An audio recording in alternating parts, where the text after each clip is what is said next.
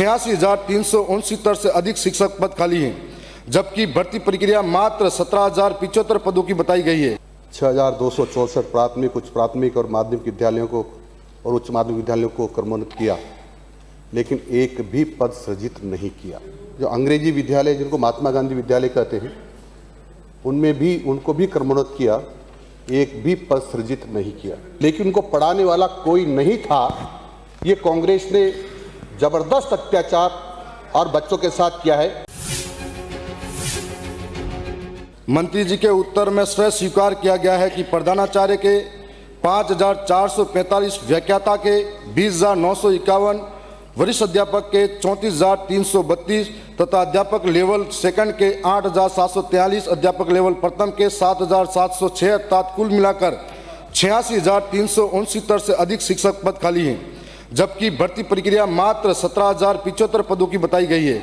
तो मंत्री जी यह स्पष्ट करें कि शेष लगभग 70,000 के आसपास रिक्त पदों को भरने के लिए सरकार की क्या ठोस योजना है? क्या इनके लिए कोई निश्चित समय सीमा तय की गई है या सरकार ने इन पदों को लंबे समय तक खाली रखने का निर्णय लिया गया है? माननीय मंत्री जी। माननीय अध्यक्ष महोदय, मैं आपको ये माध्यम से माननीय सदस्य को जानकारी देना चाहता हूं कि गत सरकार ने 6,264 प्राथमिक, उच्च प्राथमिक और माध्यमिक विद्यालयों को और उच्च माध्यमिक विद्यालयों को क्रमोन्नत किया, लेकिन एक भी पद सृजित नहीं किया। और इसी प्रकार से जो अंग्रेजी विद्यालय जिनको महात्मा गांधी विद्यालय कहते हैं, उनमें भी उनको भी क्रमोन्नत किया, एक भी पद सृजित नहीं किया। यानी लगभग 50,000 पद ऐसे हैं जो सृजित नहीं किए। यदि एक विद्यार्थी को, एक अध्यापक के 30 बच्चे भी जिम्मे मानते हैं हम, तो इन्होंने काफ़ी हजारों लाखों बच्चों का भविष्य अंधकार में किया। यानी वो कक्षा में तो बिठा दिए, लेकिन उनको पढ़ाने वाला कोई नहीं था।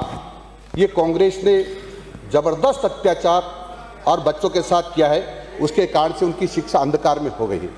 अब माननीय अध्यक्ष महोदय, हाँ मैं बता रहा हूँ। अरे आपको किसने कहा? मैं उधर जा रहा हूं। आपको क्यों ना बैठो, बैठिए। किसने कहा खड़े होने के लिए? आपको प्रश्नकाल का अभी नियम नहीं पता। जिसका प्रश्न है उसको 2 पूरक प्रश्न पूछेंगे, उसका होगा तो इधर विपक्ष के नेता को अनुमति है। आपको खड़े होने की अनुमति नहीं है, ये आपका काम नहीं है। आपका प्रश्न हो तो आप पूछना। माननीय अध्यक्ष महोदय, हमने भर्ती वर्ष 2024 में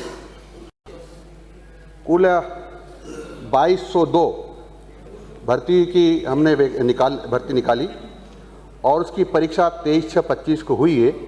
वर्तमान में सभी विषयों की परीक्षा परिणाम जारी हो गए हैं और शीघ्र ही इनका दस्तावेजों का सत्यापन चल रहा है, ये हमको मिलने वाले हैं।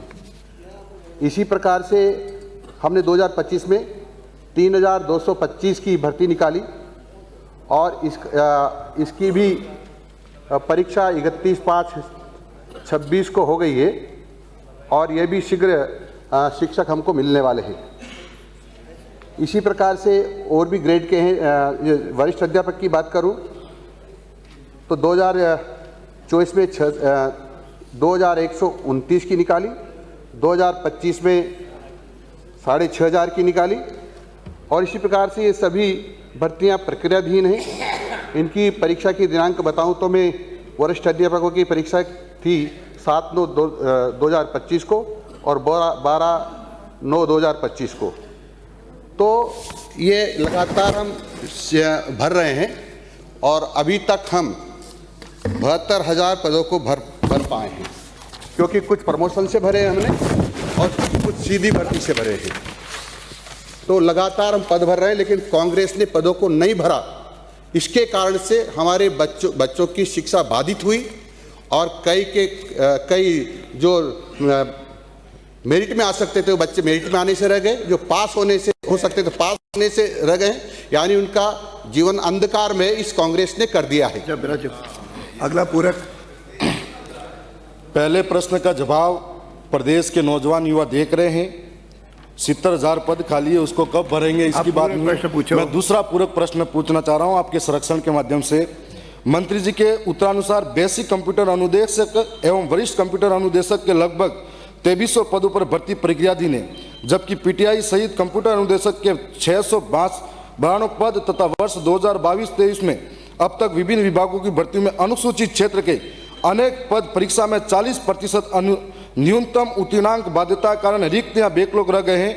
ऐसी स्थिति में यह स्पष्ट किया जाए कि क्या सरकार अनुसूचित क्षेत्रों में लागू 40% न्यूनतम उत्तीर्णांक बाध्यता हटाकर 2022 से पूर्ववत मेरिट आधारित चयन प्रक्रिया अपनाकर इन सभी रिक्त पद एवं बैकलॉग पदों को भरने का निर्णय लेगी? यदि हाँ तो कब तक, और यदि नहीं तो इसके स्पष्ट कारण क्या हैं?